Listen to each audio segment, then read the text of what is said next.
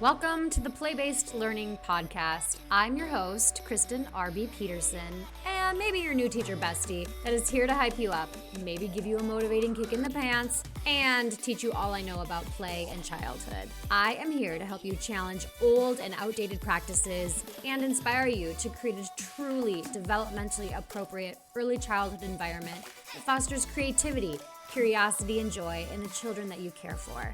Let's set the stage for a lifelong love of learning. Let's get going. Well, good afternoon or good evening or good morning, wherever you are in the world. Anande Ferreira is coming to us today from South Africa. So it's evening there and it's afternoon here. And I am excited because we are going to chat about really what play can look like, what it does look like, and maybe kind of get into like some ways that play may not look like play to us adults. I like to call us stodgy adults. I love that. So we're gonna just kind of jam on that. And I think that there's this misconception. Well, I think a lot of people think play is something that's fun or a game. That was the perception that I have before I even knew what play was. And then there's this perception of like play should look like a cooperative thing between children. And then there's other perceptions that like a child actually has to be doing something productive in order for it to be play. And so we can kind of hash all of that out and talk about it. So to you, Anande, what is play? Like, what would you define it as? I love that. Well, and I think exactly what like you've said now, there are so many ways to play, and it really encompasses what is the individual's intrinsic motivation. What is it that sets their little play hearts on fire, whether a small human or us adults?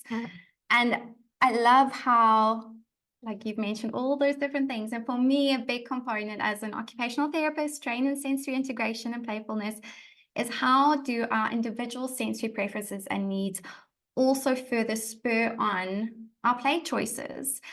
In addition to all of these different things, what is it that our bodies and our minds need moment to moment? And I know you are so incredible with how you advocate for play and how you just get it out there in the world. And it's like there's such an incredible power to play, not only for our little ones' learning and development, but for their health and well-being as well. So play really is this all-encompassing, like I like to think of it as the vitamins, minerals, fruits, and vegetables of childhood. It just is like all of this goodness in one. And it's just about us as adults stepping back, trusting in the process, and knowing that each child is getting through play what they need to get them to the next step, to get them regulated, to get them healthy, to get their mental health and their well-being. That is the incredible thing. Play is individually so important and so wonderful in so many ways. And they're going to play how they need to play in order to grow and learn. And exactly. I think a lot of times adults, we step in and we try to guide their play, and we try to make sure that they're learning and like be able to kind of pick out in air quotes. Yeah. And I think we just need to step back and just let children enjoy it, because it's all about the process is really what it is. Absolutely. It doesn't have to be about the end product. Can I tell you an example of how it kind of blew my mind? So a few years ago, my son was outside playing with two of his little friends, and they were in the yard. And I went outside to just lay in the sun because I'm a sun baby and I love the sun. And they were like in this little huddle in the yard. And we had this gigantic tree house with like a slide and a mud kitchen up in the tree house and all these amazing things.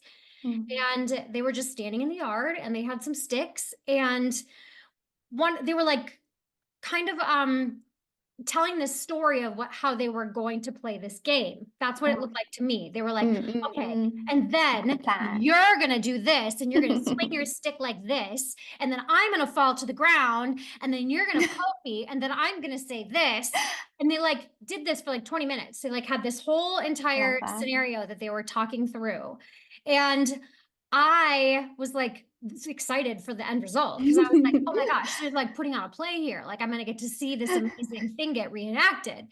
And then all of a sudden, one of them was like, I'm hungry. Let's go get a snack. So they went in the house, got a snack, came back, and then started playing something completely different. And I go, hey, what happened to the thing that you were planning?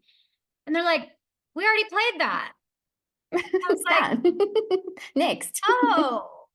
oh, and then it clicked for me. Even Mm, being like, that was just a couple of years ago. And I'm, 10, amazing. 12 years into my play journey. And like, Mm, that was an aha moment for me. I was like, mm, mm. wow, their play looked so different than what I Wow. thought was going to happen. Your expectation and yeah, like Yeah. what you were waiting for. And it is that many ways to play because for them, even that planning and that like process that they were in, for Yes. them was such a playful engagement already. And it is like we I think as adults, we just have this end thing in our minds, like this end product, this end view, this end result. And if it doesn't get there, and I think exactly what you said earlier, this is where we have this like urge to step in and direct and get them back on track and get them where they've never been off track. They were never off track for us to help. Yes. Like they've been there all along. It's so true.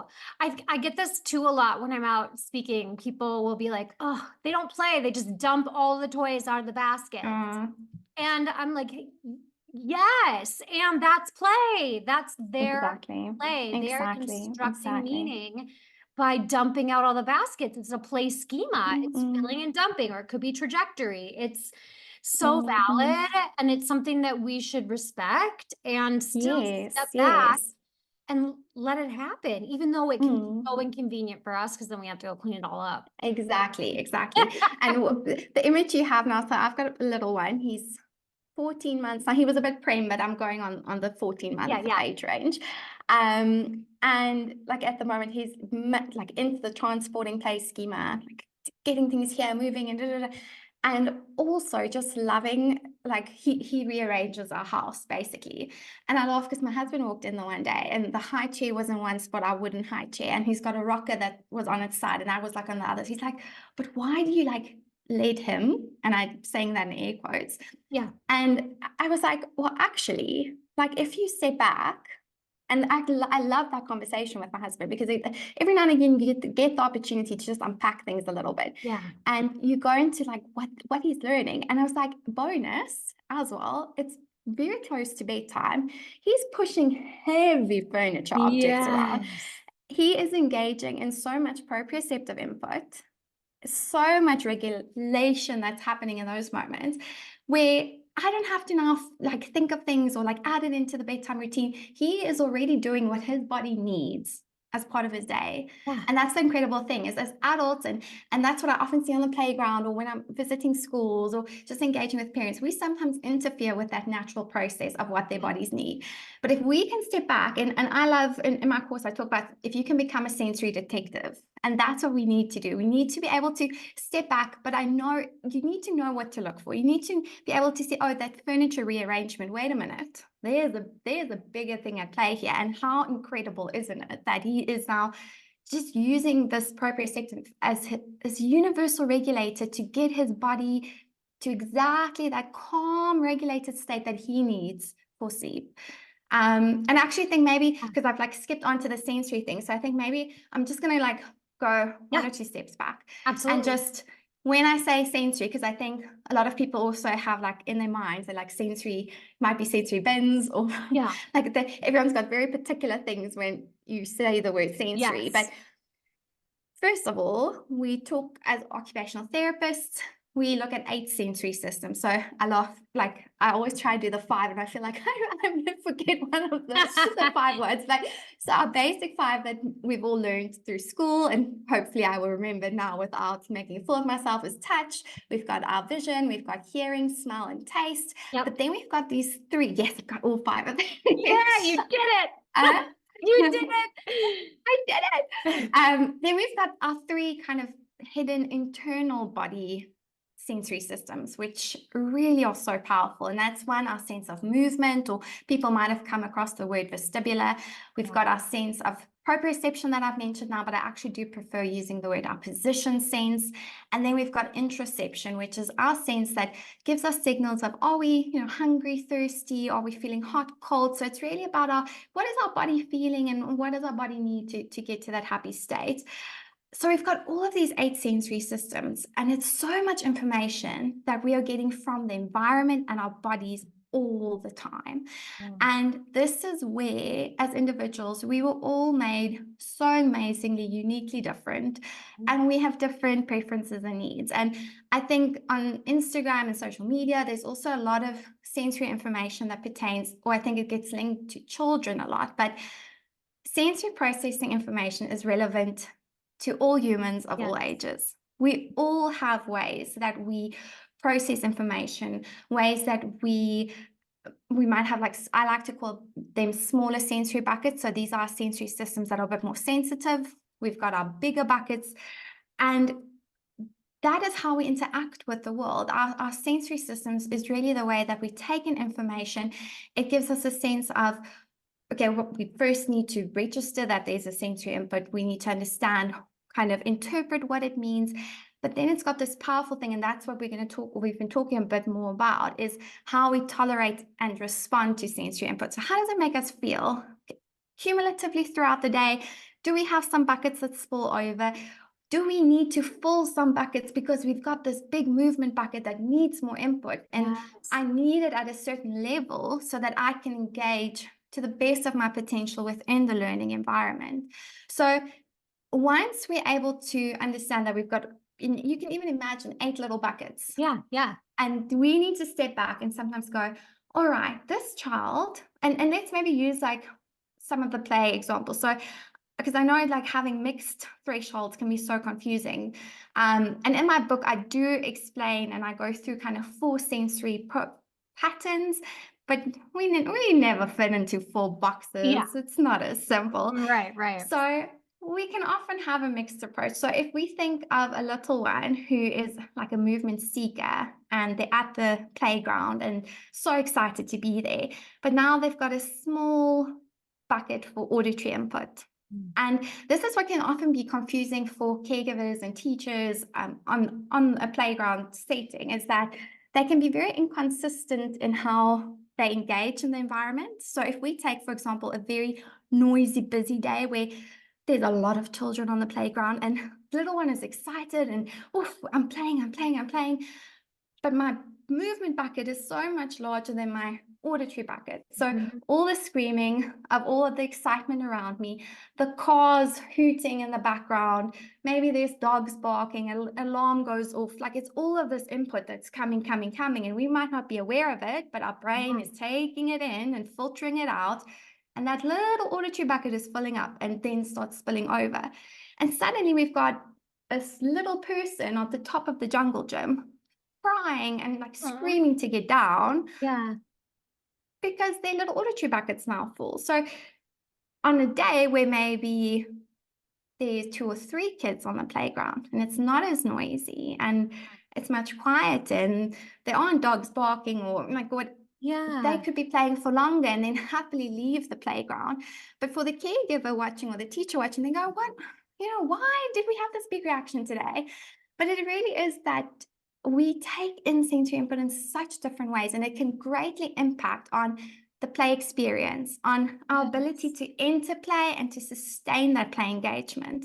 And that's why it's so powerful to be able to take that step back to look at what is happening in our surrounding sensory environment and how does this pertain to this little person. And it definitely, I mean, gets super interesting for teachers working in a group format where we've got some sensitive kids and we've got our seekers and we've got our avoiders, and how do we create play spaces that can help all those children thrive rather than survive the day-to-day. Oh my gosh. And it's possible. It is possible. So what are some like tips that you have for being able to meet the sensory needs of all of the children? Like, how do we become sensory detectives? I love that. And I think it's definitely, first of all, like being able to look at our play spaces and having flexibility in how it's used.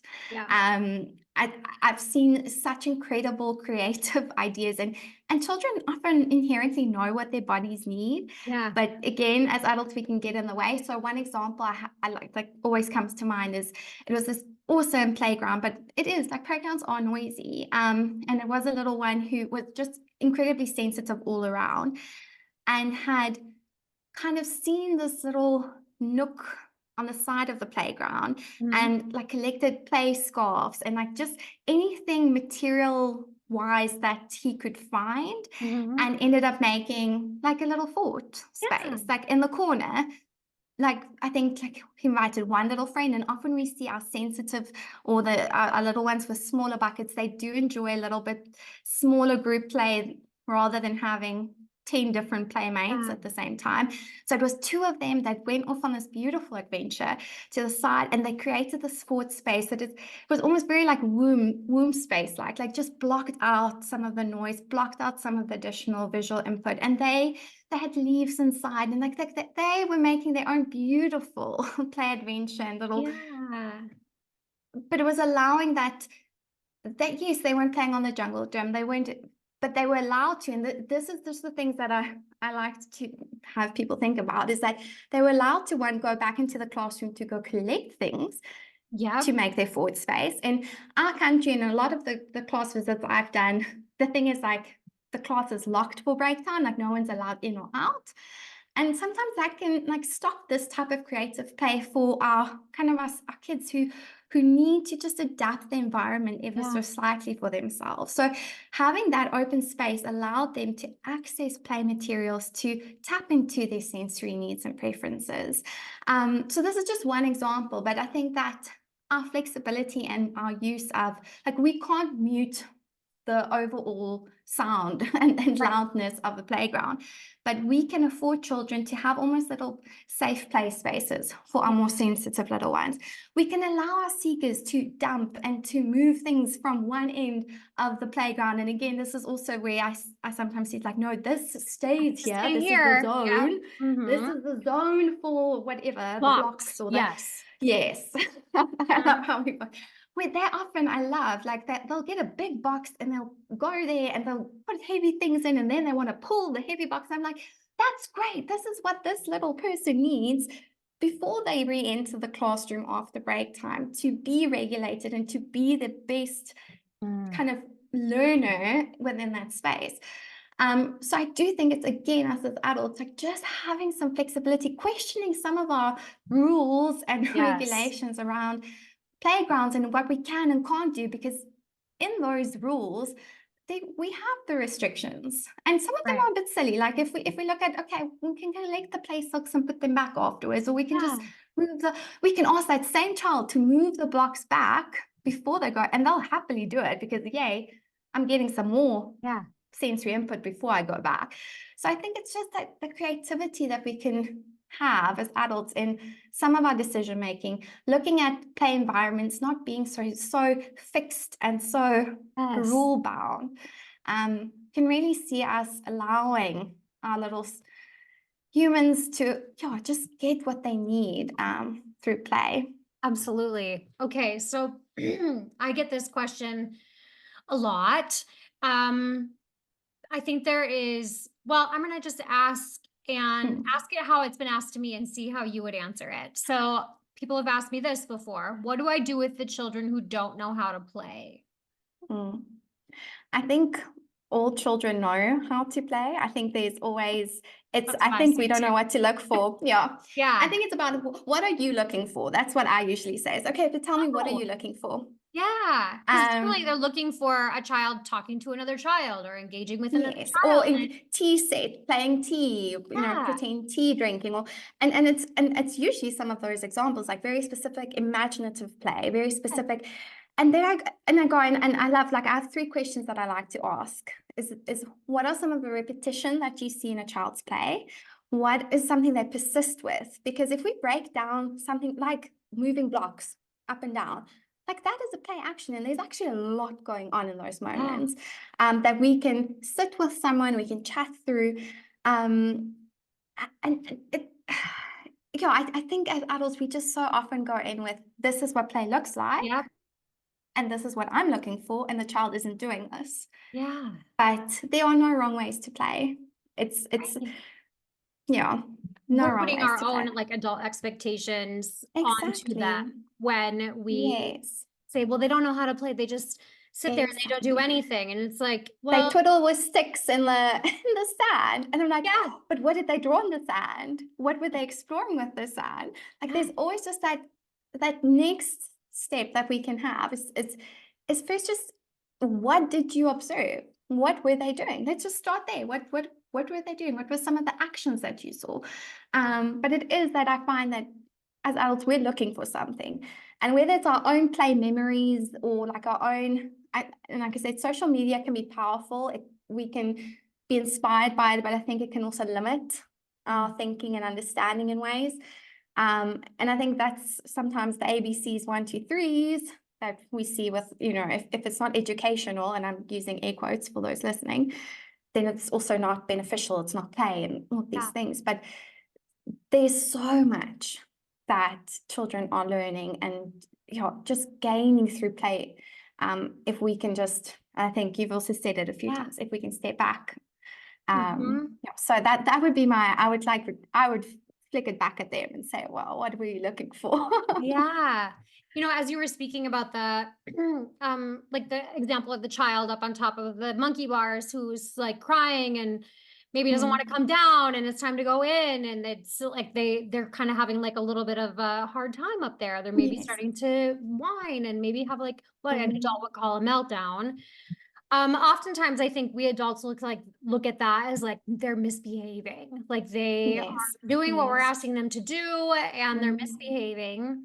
And a lot of times, well, like, so what I teach, and so I'm making connections in my brain as you're teaching me what you know about the sensory buckets. So I teach that we have to look at like what the children's basic needs are, like Maslow's hierarchy of yes. needs, Yes. kind of get to the Yes. bottom, like be that Yes. detective of like what is Yes. Be maybe they're hungry or curious. thirsty or maybe they're Mm, tired. Like, mm, what are the mm. reasons? But I feel Yeah. like adding in information about those sensory buckets is Yes, yes, important because yes, that's kind of the next thing. If you look at are all their basic needs being met? Okay, yes, yes. yes. Then what sensory bucket is overflowing right now for this child? Exactly.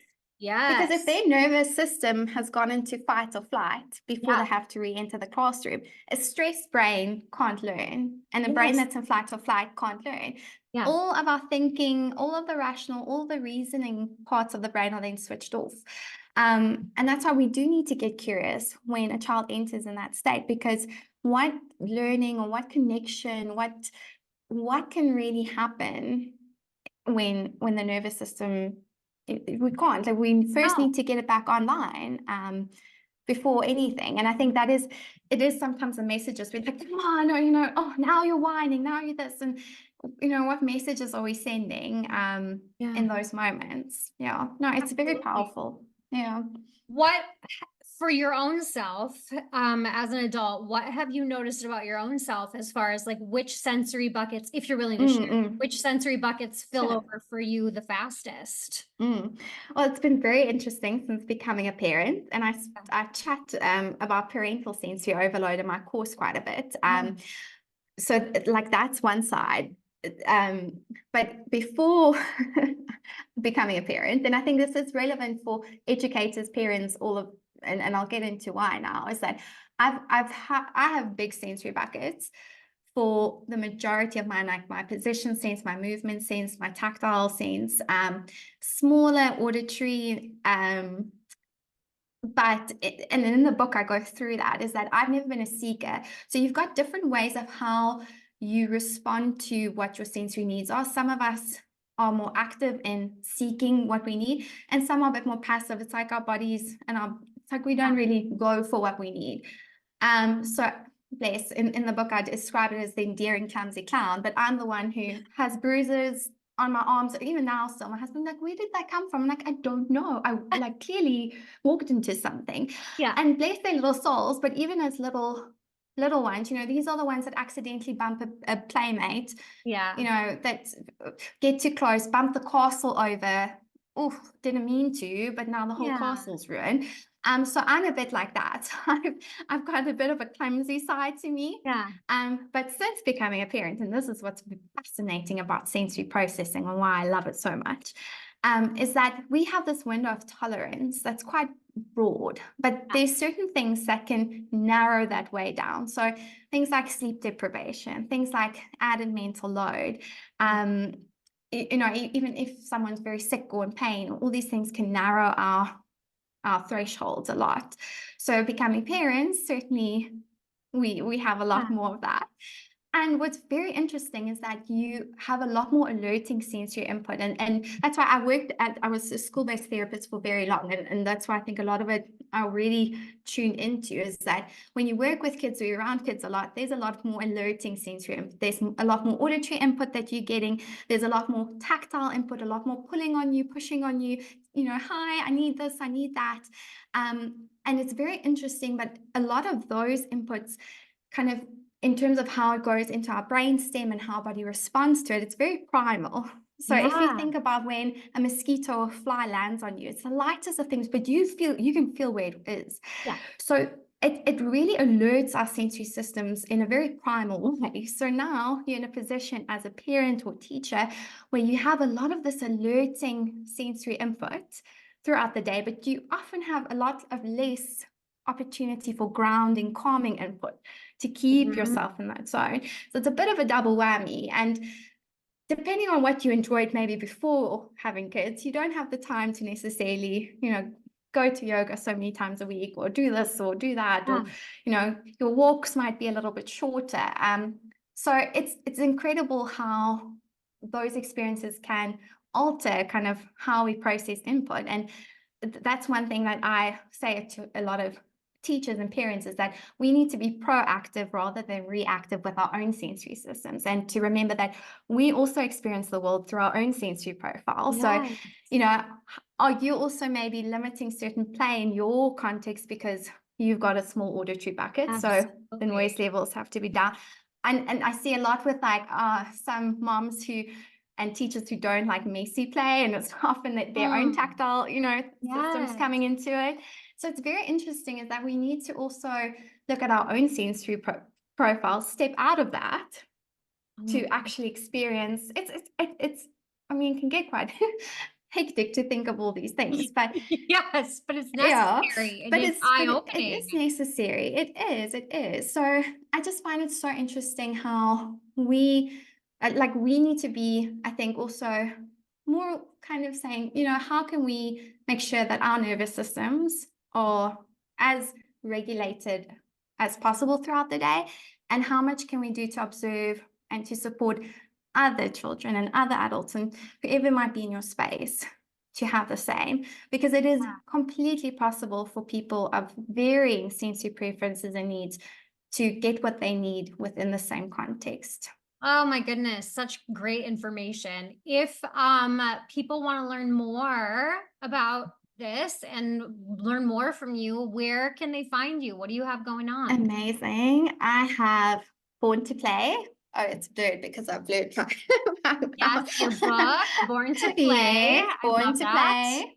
So, you can find it via Amazon, and then my course that really goes into all the sensory things. So it's called Making Sense of It, and that is available via my Teachable, and I'm sure we'll add the link. Yes, the link will be below. But you can also access all of that through my Instagram platform at PlayMoreOT. And there I share kind of some personal bits, some things around sensory, some things around play.